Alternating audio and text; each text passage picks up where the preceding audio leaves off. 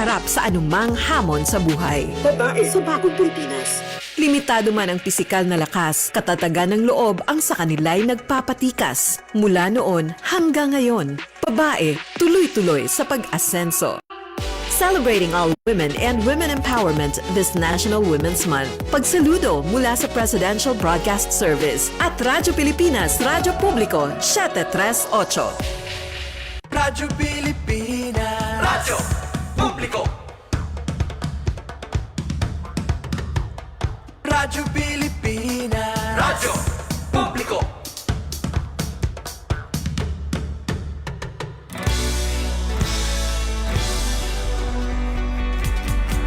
Mahalagang mga balita, napapanahong impormasyon. Kami ang inyong gabay pag may bagyo at sakuna. Serbisyo ng gobyerno kapag may nangangailangan. Mga proyekto ng Pangulo, damang-dama ang pagmamahal niya. Tulay ng mga hinaing, ang problema ng bayan ating lulutasin. Tulay sa himpapawid, tulay ng pagbabago. Radyo Pilipinas, Radyo Publiko ng bagong Pilipinas. Radyo Publiko, Radyo Pilipinas, Radyo Publiko ng bagong Pilipino. Mga proyekto ng Pangulo, damang-dama ang pagmamahal niya. Radyo Pilipinas, Radyo Publiko, ang boses ng Pangulo.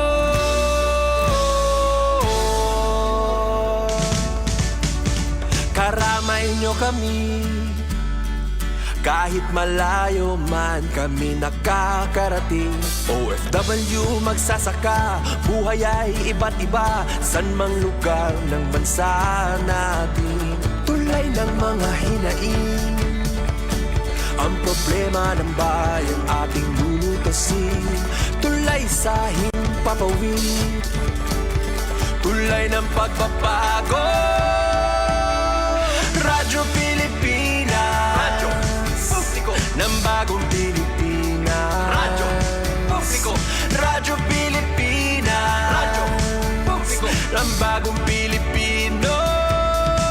Mga proyekto ng Pangulo, damang-dama ang pagmamahal niya. Radyo Pilipinas, Radyo Publiko, ang boses ng Pangulo.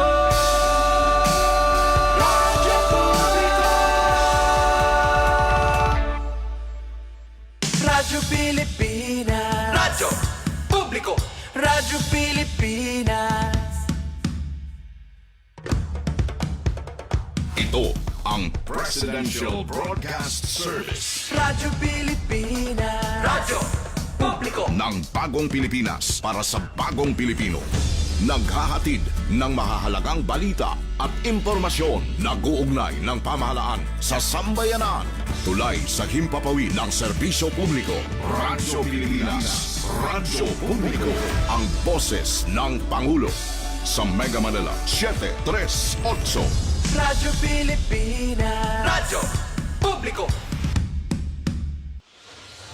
Dole at your service sa Bagong Pilipinas. Hatid sa inyo ng Department of Labor and Employment. Katuwang ang Radyo Pilipinas, Radyo Publiko. Ang programang Dole at your service sa Bagong Pilipinas. Ipagbibigay alam ang mga polisiya, programa, mga serbisyo at mabilis na tugon sa mga issue at problema sa sektor ng paggawa. Makabayang paglilingkod para sa kapakanan at proteksyon ng manggagawang Pilipino.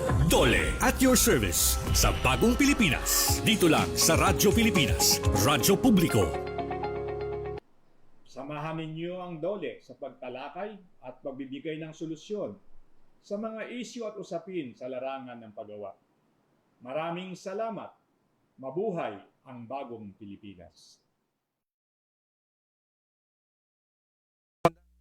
Po, Bagong Pilipinas, ako po ang inyong lingkod, Ray Sampang, at muli po namin kayong iniimbitahan para sa ika-11 episode, 11th episode na po ng ating programang Dole at Your Service sa Bagong Pilipinas. Ngayon pong ika-21 ng Marso. Exciting ang ating magiging episode ngayon dahil usapang labor dispute. Ayan, sigurado maraming nakagulo na yung mga tenga sa ating mga radyo, no?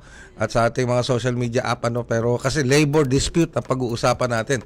Pero bago yan, babatiin ko muna ang aking makasama dito sa programa. Of course, ang ating director ng Department of Labor and Employment Information and Publication Service, walang iba kundi si Director Len Pineda. Magandang hapon, Director Len. Yes, magandang hapon Sir Ray, at syempre isa na namang mainit na pagbati sa lahat ng ating masugid na taga-subaybay. Nagpapasalamat po kami sa PBS sa pagbibigay ng plataforma upang maihatid natin ang mahalagang balita at kaganapan mula sa Dole. Kasama nyo kami tuwing Biyernes ng hapon mula alas 3 hanggang alas 4, dito lamang yan sa Radyo Pilipinas, Radyo Publiko, DZRP 738 kHz at Radyo Pilipinas World Service sa ilalim ng Presidential Broadcast Service. Para sa ating pong mga tagapanood at tagapakinig ngayon, gusto nyo po bang malaman yung sagot sa mga katanungan tungkol sa trabaho? I-text nyo lamang po ang 0991-487-4554 na ipinakita rin po sa ating mga screen, o magkomento lamang po sa ating social media live stream. Huwag po kayong bibitaw dahil sasagutin namin maya-maya ang inyong mga tanong. Sir Ray? Alright, at syempre, kasi dito sa Dole, sa Department of Labor and Employment, walang imposible. Ayun, ang sabi natin. Ano? Pero ngayon, Director Len, ito nga, sabi nga natin kanina, no, kasama natin sa ating studio live ang Presiding Commissioner ng 3rd Division ng National Labor Relations Commission o NLRC. Walang iba kundi si Attorney Victor C. Abesilia. Magandang hapon po, Presiding Commissioner. Magandang hapon po mga kaibigan po, at sa ating mga giliw na nakikinig sa himpilan po ngayon. Ako po ay nagagalak at inanyayahan po kaming magsalita po dito nang sa ganun ay matulungan natin ang ating mga mamamayan tungkol sa mga kanilang katanungan tungkol sa Dole at sa NLRC po. Alright, it's indeed a pleasure to have you here, Presiding Yes. Commissioner, sa ating programa. Ano? Talagang mainit ang usapan niya pag pinag-uusapan mga NLRC. labor disputes. Ano po? Pag-uusapan kasi natin yung mandato ng NLRC at paano ba hinihingi o humihingi ng tulong sa NLRC kapag may hindi pagkakaunawaan sa trabaho. Ano yan? Alright, Presiding Commissioner, simulan na po natin ang ating talakayan sa hapong ito.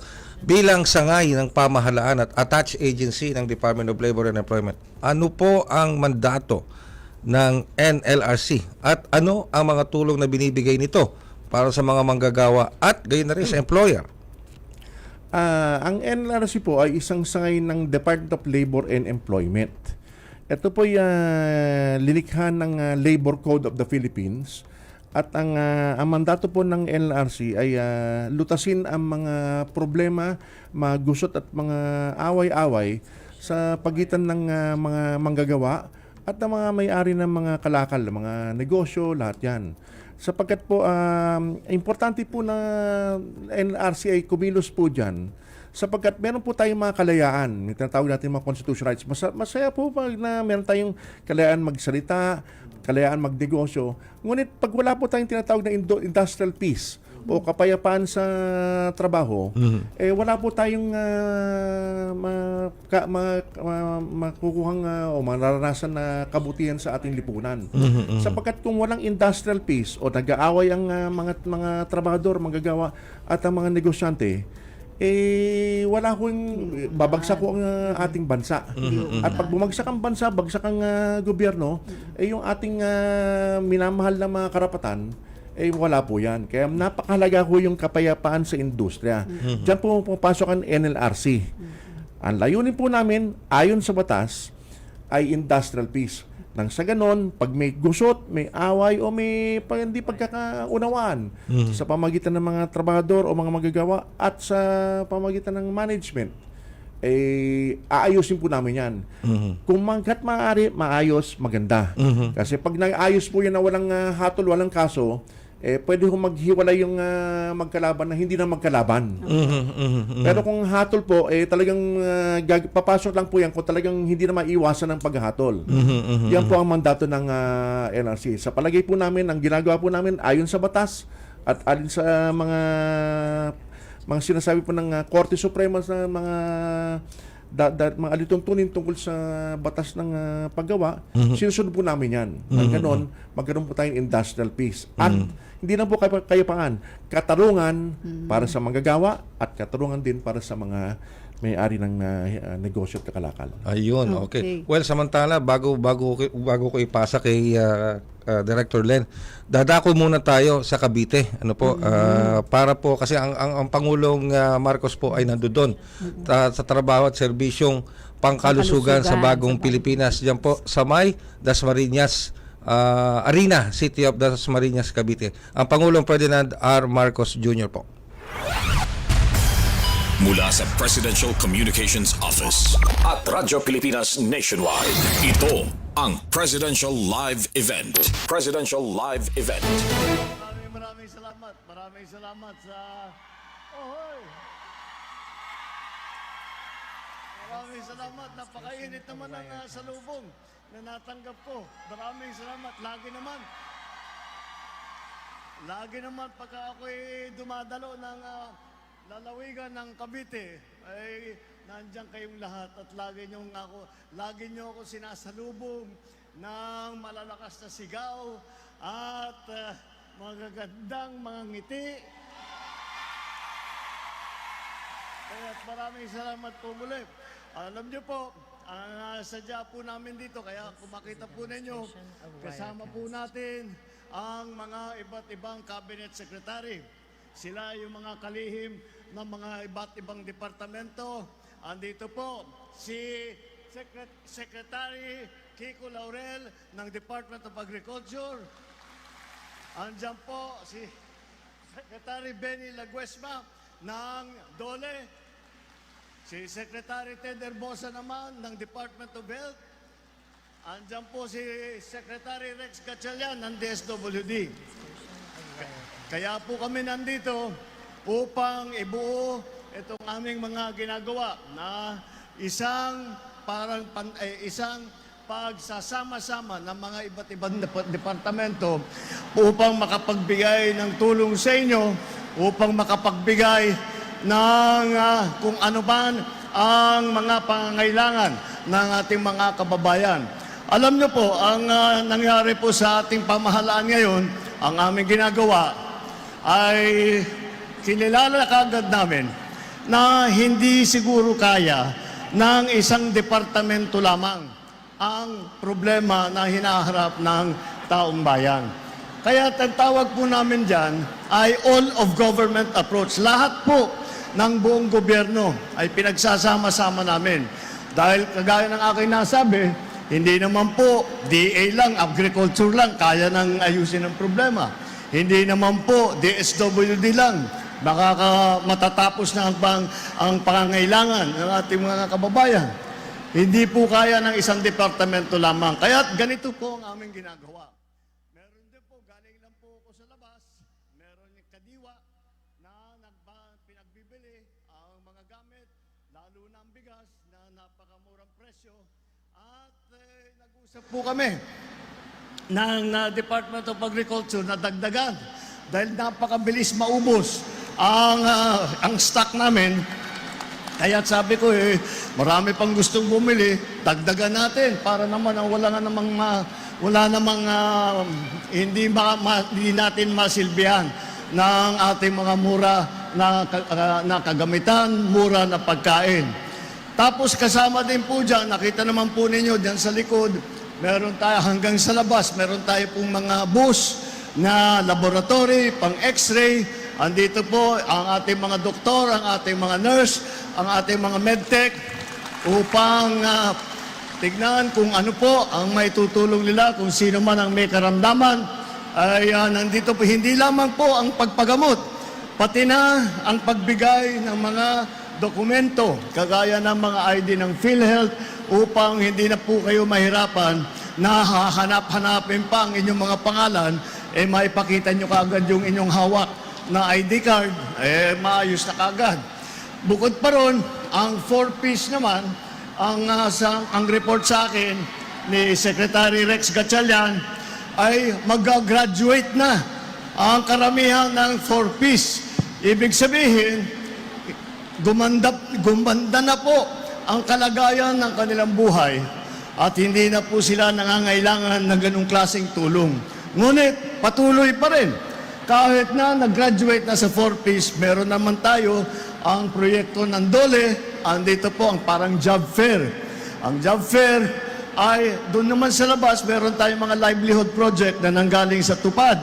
At ito po ay upang tumulong sa mga nawalan ng trabaho o gustong magsimula ng kahit na mga kung ano-anong negosyo ay tinutulungan natin. Doon sa labas, puro sewing machine ang nakita natin.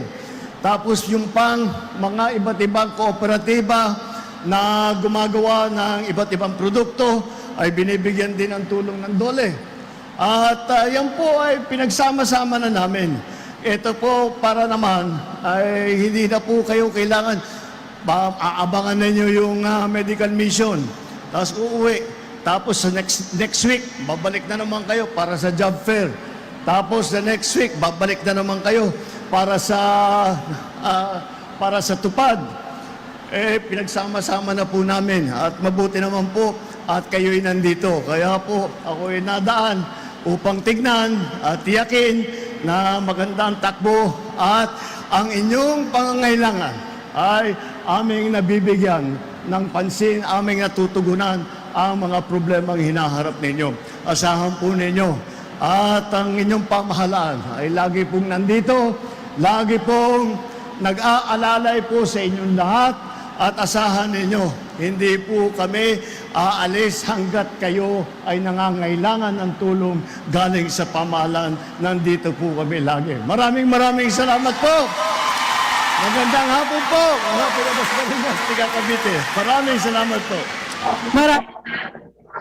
Yes, sir, sa Okay, Raquel Bayan, nasa Cavite. Marcos Jr. dito sa trabaho at serbisyo para sa bagong Pilipino sa nasa 3,600 na mga bakanteng trabaho yung binuksan para sa ating mga job seekers. Sabi ni Pangulong Marcos, ipaabot ang lahat ng tulong na kailangan ng ating mga kababayan hanggat kailangan at hanggat makakaya ng pamahalaan. Sabi rin ng ating Pangulo, batid nila na hindi kaya ng isang departamento lamang na makasugon sa lahat ng problema ng bansa. Kaya ang ginagawaan nila sa Marcos administration, rule of government approach, yung kanilang ipinatutupad mula sa Department of Agriculture. Andito yung mga murang bigas ng National Food Authority sa labas dito.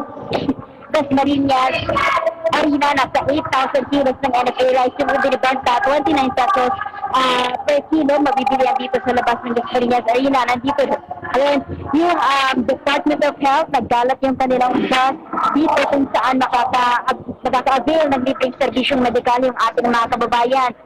Nandito rin yung DOLE para sa tupad program at yung DSWD para sa iba pang social program ng pamahalaan. Nasa 500 beneficiaries ng tupad yung nabibigyan ng tulong ngayong hapon. Habang nandito rin, sabi ni Pangulong Ferdinand Marcos Jr., lahat ng pangangailangan ng ating mga kababayan hanggat kaya bibigyan ng pansin at tutugunan ng gobyerno at ang alalayan nila mga Pilipino. At hindi aalis yung pamahalaan hanggat nangangailangan yung mga ito. Pakinggan lamang natin muna rin yung naging interview ko doon sa dalawang hard on the spot ngayong hapon. Salamat po sa ating Pangulo dahil po po sila ng program na to na nagpapasalamat ako sa Pangulo dahil ginawa nila ng program na to. Maraming taong matutulungan ng walang mga trabaho, nabibigyan ng trabaho. Malaking tulong po sa mga mamamayan po ng Pilipino kasi yung trabaho na po yung lumalapit sa mga tao po.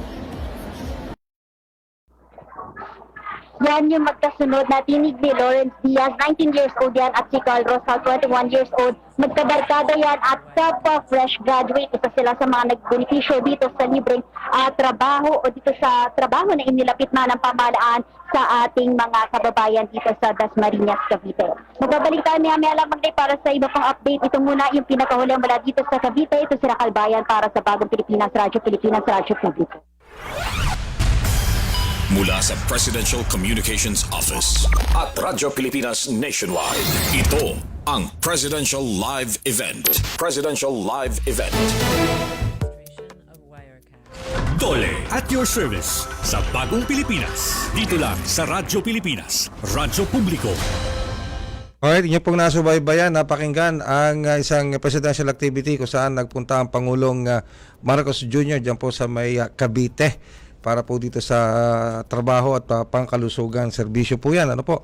Nandoon ang ating kalihim Secretary Benny Laguesma at iba pang mga heads of agencies ng iba't ibang sangay ng gobyerno. So balik na tayo ngayon dito. Alam kong inaantabayanan nyo rin tong episode natin ngayon dahil kasama natin muli ang NLRC, Director Len. Si Com Avicilia. So, Sir Ray, kasi kanina nabanggit ni Com Avicilia na yung industrial piece. So, magre-reflect yung industrial piece sa dami ng mga ifina-file na kaso sa NLRC. So, ang question ko po, Commissioner, noong pong 2024, ilan po bang kaso na na-file po sa NLRC at ilan po dito yung na-dispose at na-settle? And when we say dispose at na-settle, ano po yung difference nung dalawa, nung settlement rate at disposition rate, sir? Opo. So, unahan natin sa ating usapan yung bahagdan o percentage ng mga kasong na lutas natin sa pamagitan ng mandatory conciliation mediation o yung compulsory arbitration. Alam po yung compulsory arbitration, ito po yung bahagi na hindi naman pwedeng basta-basta na mag-away na lang yung mga tao. Kailangan dumaan po sa NLRC po yung compulsory arbitration. Kasi kung pwede po sila mag-ayos ng sarili nila, yung voluntary resolution of their cases, okay po yun. Pero talagang hindi mo maayos ng privado, compulsory arbitration. Sa batas po, kinakailangan dumaan sila sa NLRC, kaya po compulsory arbitration yan. Noong 2024 po, ang target po namin sa pagtapos po ng mga kaso sa compulsory arbitration, 54%. Ang actual accomplishment po ng LNRC for 2024 dito sa compulsory arbitration, mga nalutas po ng mga kaso, 56%. Kaya po kami po yung nagagilak at na abot po namin yung aming layunin. Ngayon po, yung mga bagdan o percentage ng mga kasong sinampad dun sa LNRC po at umabot pa sa appeal kasi po mula sa labor arbiter, ang decision ng labor arbiter, inaakyat po madalas yan sa commission po mismo. Now, yung mga kaso na resolved at labor arbiter at saka sa commission po, yung target po namin nung 2024, 84%. Ang actual accomplishment report po namin for 2024, 97% po. Kaya po talagang nagagilak kami at nagbigyan kami ng pagkakataon na ihandog sa ating mga nakikinig ang mga nagawa po ng NLRC. Ngayon po, pagkatapos po ng sa level ng NLRC, kung sino pang natalo, madalas po inaakyat nila sa Court of Appeals yung decision. Yung tinatawag po natin na petition for certiorari. Tapos yung ang Court of Appeals may kapangyarihan na aralin po yung aming desisyon. Tapos pwede lang baliktarin desisyon namin, baguhin ng konti o sabihin tama yan. Ngayon, ang aming layunin po ng 2024, target namin 96% kung sana i-sustain o pahintulutan ng Court of Appeals na may sagawa. Natutuwa po kami na actual accomplishment report namin na mga decision po ng LLRC na inapprove po ng Court of Appeals at saka ng Supreme Court, 99% po. 99 isa na lang. At Perfect na sana, isa pa po, Sir Ray, no? yung mga kaso po na na-resolve namin sa loob ng 3 buwan. Kasi po may mga kaso po na simple lang, no, payak. Mga isang buwan na nalulutas po yan, nalulutas. Pero minsan po may mga, halimbawa sa mga pabrika na maraming mga empleyado, nakatanggap kami minsan mga 6 na po o 100 mga nagrereklamo, talagang matagal po yon. Sa mga tuwid po, kami natutuwa na ang aming target noong 2024 sa mga 3 months na desisyon, 44%. Actual accomplishment report po ng NLRC ng 2024, 65% po. Uy, talaga So, dahil po dito ay nais po namin sabihin na sa palagay po namin, hindi po na aaksaya po yung mga pasahod po ng NRC officers and employees. Pero ano yun, ano? Ang lumalagpas lagi sa target. Di ba? Ito yung target namin, pero ang actual lalagpas lagi. Pero how does NLRC do it? Paano nagagawa ng NLRC na lumalagpas kayo sa lahat ng aspeto? Nalalagpasan po ninyo. Usually kasi nung mga nakalipas na mga panahon, marami tayo narinig na reklamo na medyo mabagal sa NLRC, hindi masyado. Pero ngayon, having heard yung sinabi ni Commissioner, lumalagpas talaga sa sa target. 80%. How does the NLRC did it this time? Unang-una po, sir, nung nagkaroon po tayo ng COVID-19 Pandemic. medyo mahabang panahon, doon po talagang inaamin po namin na apektuhan ng LRC at na pati yung aming pagbilis ng paglingkod, medyo naapektuhan po. Hindi po namin inaasahan itong COVID-19 at nung maaga pa yung COVID-19, hindi po maliwanag anong kinabukasan natin na may vaccine ba wala. Ngayon naayos na po yung COVID-19. Bumalik po tayo sa dating rate natin. Tapos yung ginagawa po natin ng mabilisan. Alam po niyo, meron kaming dalawang klaseng disposition na yung decision at saka yung settlement po. Hanggat maaari, gusto po namin na mag-ayos po yung mga Both parties. nagkakatalo. Kasi po, kung pwede, kasi kung magkakaroon pa ng kaso, nasasayang po yung resources ng pamahalaan. Yes, oo. Kung pwedeng ayusin po yun na, hindi nung basta-basta ayos na ng puwersahan. Kinakailangan yung makatulungan naman. Alam po nyo sa dulo ng araw, pag-areglo po yan, give some, and you give some and you take some. You give some, So take sinasabi some. po namin sa labor arbiter po, kahit sa labor arbiter may pwedeng aregluhin po. Kahit sa commission, pwede po nang pinapayagan ng areglo po yan. Ang sinasabi namin, ang areglo, magbigay ka at dapat na tumanggap ka. Yun. Hindi naman pwede kung ako kabig lahat, hindi ko areglo yun. Tapos pag nakukuha naman po sa magandang usapan niya, pag sinabi na maglilitis pa ba kayo, akit pa yun, yung lahat ng paano na pwede yung gamitin sa ibang bagay, na-access sa kaso. Sa buting para doon po, ang mga tao po na nakakausap na areglo. Kaya ang settlement rate natin po, mataas po. Mataas, Pero yung pag hindi po na sa settle at saka may tinatag po tayong talagang mainit na Matigas, away mateo, talaga, oo. doon na po pasok yung compulsory arbitration. Sa makatuwid, kahit na po mismo na sa commission na, kung may pagkakataon, nagmamotion yung kabila na can we ask for yun? Pwede ba humingi ng tulong ng LRC na baka pa maareglo yun? Pinapagyan po naman yan. Hanggat maaari, kung pwedeng aregluhin at hindi hatulan, mas maganda po yan sa lipunan, sa pamahalaan, at sa NLRC. Yun, malinaw, no? Pero ang tanong ko lang dyan Commissioner, ano ba yung mga karamihan sa mga reklamo at dispute na inilalapit sa NLRC? Po, ang pinakamalaking bahagdan dyan yung mga dispute po, illegal dismissal. Okay. At dahil illegal dismissal, siyempre hindi po nakapasok yung trabahador o yung manggagawa, mayroon kasama dyan na issue na back wages. Yung po madalas ang mga nangyari dyan. Yung illegal dismissal, pwedeng talagang sinisante, wala ka na sa trabaho, tapos may sulat, o minsan yung lugar ng pagtatrabuhan naging napakahirap na para sa empleyado napilitan siya mag-resign. Constructive dismissal po yon. Yan po ang kadalasan ng mga kaso namin. Pero meron pa rin kami mga unfair labor practices, kunyari nakikialam yung management doon sa labor union. Yes, Pati ang mga iba pang mga bagay na hindi na bigyan ng 13th month pay, etc. Pero yun po mga munting bahagdan lang po yung mga bagay. Karamihan po illegal dismissal and back wages. So yung parang ano yan, Commissioner, lalo na yung hindi nagpapatupad ng tamang minimum wage, something Opo, like that. opo. Ano ho? Pero wala po kaming jurisdiction, wala po kaming riyan sa mga SSS claims at saka yung mga PhilHealth. No. Madalas po nagrereklamo sila. So, magalang po namin sinasabi na pasensya na po, wala kaming kapangyarihan sa ilalim ng labor code na magpasya sa mga ganyan. Sinasabi namin, dalhin nyo sa nakakaukol na ahensya ng pamahalaan yung mga reklamo nyo yan nang malutas po yan. Ayun, sige. Pero may malalaki bang mga kumpanya na mga talagang na inilalatag sa inyo at hinihingi ng arbitration?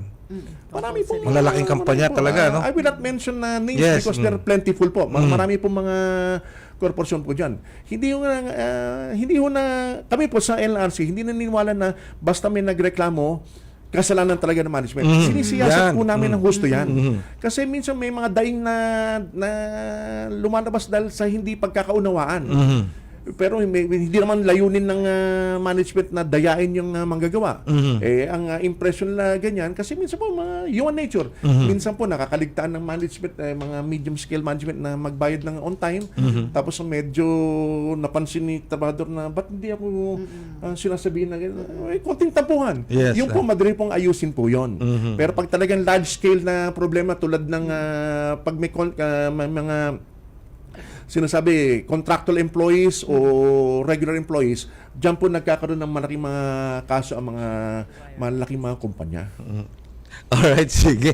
Ang init ng usapan natin. Sarap ng usapan natin ni Commissioner. No? Marami tayong dapat pang malaman, Director Len. Pero, pagpapatuloy po natin yung usapin na yan. Magbabalik po kami makalipas ang ilang paalala. Full support ang pamahalaan sa mga kababayan nating OFW na nagbabalik sa Pilipinas. Isa sa mga patunay dyan, ang dating OFW na si Alma Millares. Siya ngayon ay isa ng trainer sa events management sa tulong ng TESDA. Pag-uwi ko po from Taiwan, kumuha po ako ng scholarship from TESDA. Yun po yung Events Management Services NC3. So last year po, 2023, nag-graduate po ako sa Trainer's Methodology Level 1. After the assessment, nakapasa ako, inabsorb naman po ako ni AMEC, the Ago Medical and Educational Center, para po maging trainer nila sa events management. Bilang OFW, hindi ko na po iisipin pang bumalik sa ibang bansa para magtrabaho dahil meron naman po palang ino-offer dito sa atin na magiging madidevelop yung skills mo sa pamamagitan ng TESDA. Sa mga katulad ni Alma, nakaalalay ang Administrasyong Marcos para sa kanilang bagong simula, pagbalik sa Pilipinas. Ang nagbabalik-bayang mga OFW kasama ng kanilang pamilya ay sinusuportahan nating mabuti upang maging maayos ang kanilang bagong simula dito sa bansa para makakuha ng magandang trabaho o di kaya makapagtayo ng negosyo. Mas malawak, mas accessible, at mas modernong pasilidad. Ang bago na gagawin natin under the Marcos administration ay yung Cebu International Container Port Terminal. 25 ektaryang reclaimed land ang nilaan para rito at lalaniman pa ito bilang paghanda sa mas malalaking barko. Ito'y para na rin matugunan ng matagal ng problema sa pantalan. Sa bagong Pilipinas, asahan na ang pagpapayabong ng ekonomiya hindi lang sa Cebu, kundi maging sa buong Kabisayaan. Noon, apektado ang klase dahil sa evacuation. Hindi na ngayon, dahil ito sa mga pinapatayong mga intended evacuation centers mula nang maupo si Pangulong Ferdinand Marcos Jr. Within the past 2 years, almost 100 evacuation centers have already been built. While in January of this year, we started the operations of our Disaster Response Command Center, which shall serve as a central hub for the government's disaster response efforts. Mas dadami pa ito dahil sa Ligtas Pinoy Centers Act na isinabatas ng Pangulo. Sa bagong Pilipinas, infrastrukturang pangkaligtasan ang prioridad ng pamahalaan. Dahil sa DOLE, walang imposible! Alright, ang oras po natin, 34 na minuto makalipas ang 3:00 ng hapon. Patuloy po kayong sumusubaybay dito sa ating programang DOLE at your service sa bagong Pilipinas. Siyempre kasama pa rin natin of course ang ating National Labor Relations Commission, Director Len. Okay, so ang ganda nung discussion ni Com Avicilla kanina, sir, no, yung percentage rate na 99% na parang affirmed pala, hindi Na-affirm pala, ng, affirmed ng Court of higher Appeals, courts, no? Mhm. And yung kanila mga settlement rates. Pero I do have one question, sir. Gaano po ba kabilis bago matugunan ng NLRC ang isang reklamo o hiling na tulong? Meron din po ba tayong sinusunod na timeline process o process cycle time na tinatawag ng karamihan? Yung process cycle time sa pagtugon sa mga usapin sa pagitan ng manggagawa at employers, sir? Meron po, ma'am. So, pagsampa po ng kaso, we are sa labor arbitration level, binibigyan po namin ng 9 months yun from the filing of the complaint. Pero hindi po inabot ng 9 months lang po yan. Pagpayak yung kaso na simple, sa loob ng 3 linggo, 1 buwan na ayos po yan. Pero meron po talagang mga mahihirap na kaso, kaya we cannot discount the fact that we need time. Pagdating po sa Commission po on Appeal, meron pong 6 months po yung mga kaso po dyan.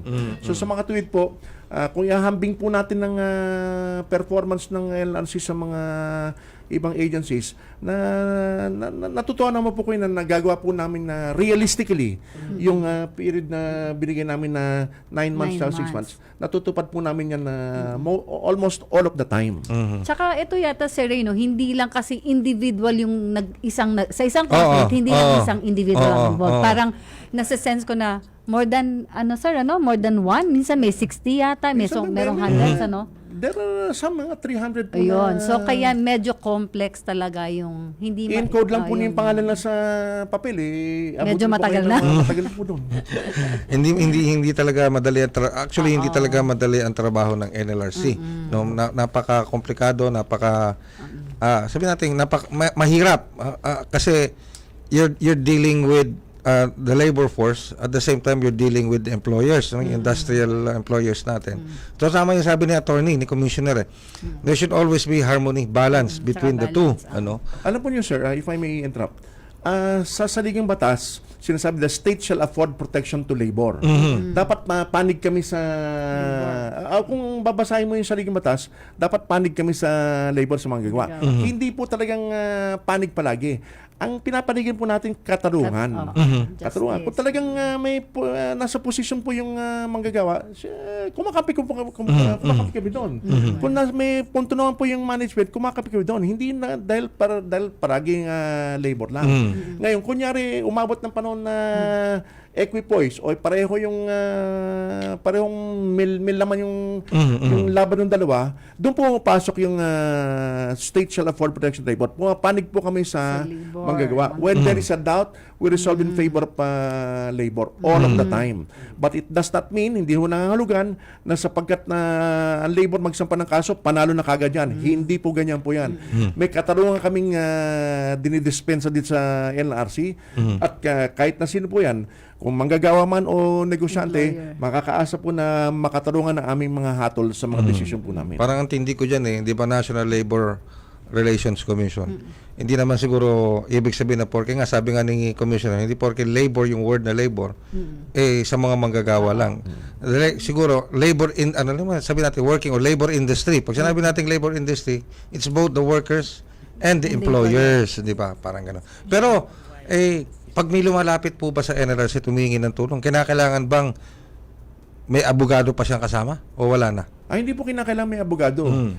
Mas maganda po kung meron siyang abogado kasi kung nakapili po siyang abogado, mas maganda yung kasundo nila. Ngayon kung wala pong abogado, karamihan mga manggagawa walang abogado, una-una binibigyan sila ng abogado ng Public Attorney's Office. At saka meron po kayong mga attorney doon sa Sena na although hindi kami nagbibigay ng legal advice para hindi masabi na sa bias pa panig na, sinasabi namin na ang ibig sabihin, ang kahulugan nitong illegal dismissal, ganyan. Ano ba talaga yung ang problema mo, siya sa atin ng husto bago ka magsampa ng reklamo. Hanggang doon po. Pero kung sasabihin mo na kailangan abogado, hindi po kinakailangan sapagkat na ang karapatan po ng mga nagrereklamo, mostly workers, karamihan po mga manggagawa, protection ho namin yan. Okay, Director Len. Yes. So, Commissioner Avisilla, kapag hindi po naayos ng NLRC ang isang dispute, ano po yung susunod na hakbang na maaaring gawin ng mga nagrereklamo manggagawa or employer at saan po sila dapat pumunta? Although, na-discuss na ni Com kanina sa Reno na meron silang mga appeals or merong Apo. motion for reconsideration. Tama ba Apo. po, sir? Ganito po yung proseso. Sa Sena po, pagkatapos ng mga papeles na handog na doon, magsasangguni po yung mga parties, tapos sasabihin po sa Senate level, wala bang areglo ito? Tapos minsan sabihin wala, pero sabihin, baka naman pwede yung mga areglo. Earnest efforts will be taken. Lahat talaga ng magagawa namin para magkaroon ng posibleng areglo, gagawin. Ngayon, kung hindi talaga pwede, we cannot coerce, hindi natin pwedeng pilitin ng tao mag-areglo, at hindi po kami namimilit ng mga tao mag-areglo kung ayaw talaga nila, the submission of position paper, tapos submitted for decision yung kaso. Ang decision po ng labor arbiter, syempre may mananalo matatalo, yung matatalo po, pwede po mag-appeal sa commission. Take note po, wala po kaming motion for reconsideration sa larangan ng labor arbiter kasi hindi po namin patakaran yan. Yan po nakasaad sa labor code. Wala pong motion for reconsideration labor arbiter. Kaya pagkatapos ng decision labor arbiter, inaakyat po sa NLRC po yan. Depende po kung sino nag-akyat ng kaso. Kung yung management natalo po at may award dun sa trabahador, kinakailangan mag-appeal ban po yung kumpanya. Yung appeal ban po yun, ang dahilan po doon para sakaling matalo pa rin yung management, may maasahan po yung working class doon sa ban na yun. Pero kung ang mag-appeal po yung trabahador, wala pong appeal ban dyan. May simple appeal fee at kung talagang mahirap talaga siya, mag-file siya ng request, minsan po yung PAW po gagawan para na waive ang mga ibang mga fees po yan. Kasi po hindi po pangkaraniwang agency po na lahat dapat magbayad. Makatanong po tayo tsaka alam po natin ng mga manggagawa kadalas mahirap po yan. Kaya we go out of our way to resolve that. Now, we go out of our way to accommodate them as much as possible. At saka po, meron kaming alituntunin dyan. Yung technical rules of procedure na gumagana sa mga korte, hindi po striktong ina-apply sa NLRC yan. Hanggat maaari, lulutasin namin yan sa pamagitan na anong natuklasan namin na facts of the case at yung mga applicable laws and jurisprudence po yan. Pagkatapos po ng decision ng NLRC, sa loob ng 6 na buwan o mas maaga pa, meron pong motion for reconsideration yan. At pagkatapos ng motion for reconsideration, within the period allowed, it's 60 days po yan from NLRC to the Court of Appeals. Tapos sa mga ibang pong kaso, umaakit pa from Court of Appeals to the Supreme Court po yun. At kami po yung natutuwan na ang mga na-award po ng NLRC for 2024 ay umabot po sa mga monetary awards po. More than 3 billion pesos, 3.166 billion pesos po ang nabigay namin na monetary awards sa mga manggagawang pumunta po sa amin sumangguni at humingi ng tulong. That's for 2024 only. Okay. Wow. Mahigit 3 billion. That's a lot. That's a lot. Ano? At saka po, na-kokolekta po nila yan. Kasi po, pag walang temporary restraining order in-issue ang Court of Appeals, automatic pwede nang i-kolekta ng working class yung hatol ng NLRC. Yun po ang maganda dyan. Ang ganda. Pero ina-assist pa rin po ba sila, Sir nung NLRC pagdating po doon sa... Hindi ko alam kung anong process yan, Sir Ray. Parang garnishment po ba yan? Or execution? Execution po. Ayun, execution. Meron kami mga sheriff po dyan na hinahatulan yun ang maganda, Sir Ray. Sheriff. Yung sheriff, hindi yung sheriff ng parang sa cowboy nanguhuli ng mga bandido. Ang sheriff po natin nag-enforce ng nagpapasatupad ng hatol o decision ng commission po. Pwede pong labor arbiter kung nyari naging final executory, hindi umakit ng appeal, o yung commission mismo naghatol na sa appeal. Yung sheriff po may kapangyarihan po yan sa labor code na puntahan yung natalo at singilin po yung kunin niya. Kung may ban po yan, inuuna po namin yung ban nila. Kasi kadalasan yung ban po, sapat na po yan. Yun ang binibigay dun sa manggagawa dun sa nanalo po. Minsan po kasi may mga, kunyari yung hatol, may mga hindi nakitang na hindi nabigay ng labor arbiter pero karapat dapat ibigay dun sa working class, syempre yung bond hindi sapat, diyan po papasok yung sheriff, pupunta sa kunyari management. May kulang pa ho dito. Kung may cash po sila, kung outright, handa pwede naman bayaran. huwag mo nang bulabugin yung management na tanggapin yan. Minsan matigas po ang ulo ng management, dyan po pupunta yung sheriff natin sa mga bangko po. May garnishment. Tapos susunod po yung mga personal properties, kung may mga kotse. Tapos huli na po yung mga real estate. Pero sa buting palad naman po, hindi pa nagiging komplikado. Wala namang komplikado masyado nung 2024 po. Kasi pagkatapos, pag nalaman ng management na talagang determinado po yung sheriff na Talagang kunin yung dapat kunin. patupad yung desisyon, so sa akin na they cooperate po. Ayun, nasa sheriff ngayon, no? Yes. Yung implementation. Yung sheriff po hindi yan yung sa Waldos na... Hindi naman nakakabayo yan eh. Di ba yung, okay. For want of a better term, he's called the sheriff. Yeah. Okay. At dahil nga po tuloy-tuloy ang serbisyo publiko, ng DOLE at ng NLRC, ito po, ang inyong mga tanong ay amin nang sasagutin dito lamang sa ating programa. Tanong sa trabaho. Idoli mo. Ito na tayo sa tanong sa trabaho, Director Len. Unahin natin to. Commissioner Basilia, ang tanong mula naman ito kay Jaire. Tama ba? Jaire. Via Facebook, nagtanong siya. Sabi niya, good morning, sir, ma'am. Afternoon. Paano po magreklamo regarding sa project engineer namin? Minura at sinigawan po ako sa loob ng opisina sa harap pa ng maraming tao. Ayun, yun ang unang katanungan. Pwede po sagutin. Sige po, go ahead po. Ang dalawa pong aspeto yan. Depende po kung anong mga nakapaligid na sirkumstansya doon sa pagmura. Kung talagang minura siya, talagang pahiyain o talagang pahirapan na ganyan, okay, at nambastos, hindi po sa NLRC ang kasong yan. Sa regular courts po yan, dadaan. Kung pwedeng criminal case o civil case. Courts. Kung criminal case, dadaan po sa fiscal, tapos sa korte. Kung civil case, diretso po sa korte yan. Ngayon po, may exception po yan. Kung yung pagmumura hindi para paiyakin o para pahirapan lang siya pahirapan ng kondisyon niya sa trabaho. At layunin ay parang mapilitan siyang mag-resign o lumayas, diyan po papasok ang constructive dismissal. Diyan po papasok ang kapangyarihan ng LRC, lutasin po yan. So, ang sagot po diyan kay Jaire, depende po kung ano yung mga dahilan para nagmura. Kung nagmura na para talagang nagmura na at masama ugali o criminal or civil case. Pero kung ang layunin ay paalisin ka sa trabaho para sa mamagitan ng mahirap na kondisyon, hindi na matiis ng empleyado na manatili pa doon sa trabaho, constructive dismissal po yun. Diyan kami magkakaroon ng jurisdiction po. Parang tutut, ayusin mo naman yung trabaho mo. Di ba? Hindi po, kasi may jurisprudence po, may decision mo ng Supreme Court na hindi lahat ng mga away o friction sa workplace constructive dismissal. Kasi human relations, meron talagang mga init na ulo po dyan. At para sa hindi naman nakakaalam, si Commissioner Attorney Basilia, pumasok din sa larangan ng broadcast yan. Hindi nyo na naitatanong. Mamaya sasabihin natin. Pero alam niyo kasi merong ilang mga profesyon sa trabaho natin. Kung minsan di mo may iwasan na gumamit ng mga ganung salita. Tut. Di ba? Hindi ko pwede sabihin. Di ba? May mga ganun eh. Usually pero yun, parang parang sabi nga, lokohan nga namin dito, term of endearment namin. Di ba na gano'n?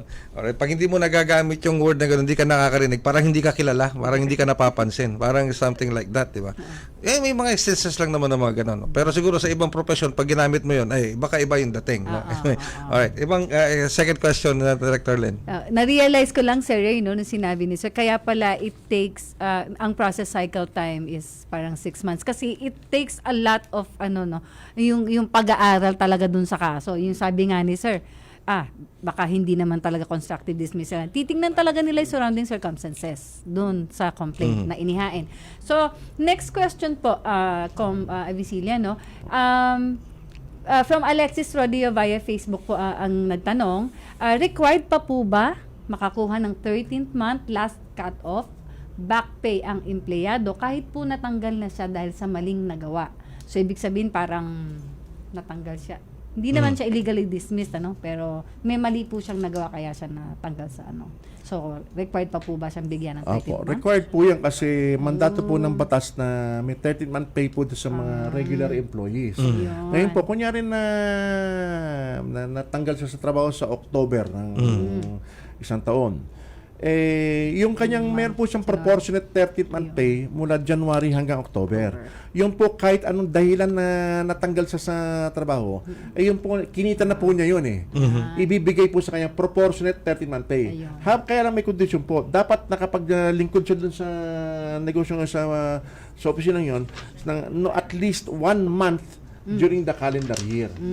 So yun po nilang mandato ng batas, dapat nakapagtrabaho ka ng hindi kukulang ng 1 buwan bago ka maging dapat makatanggap ng proportionate 30-month pay na po yan.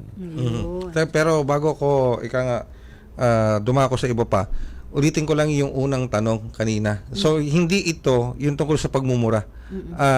So hindi na ito sakop ng NLRC, Commissioner. Dapat yung namura siya ng employer or yung first question kanina. So dapat ito sa korte na talaga, isampa. Hindi, basta kung wala siyang, hindi mapatunayan na ang layunin nung nagmura para pahirapan siya o maging uncomfortable, hindi komportable sa opisina. Kung talagang nag-awas na, kumbaga parang personal na talaga yung dating, wala pong jurisdiction, wala pong pakialamang NLRC.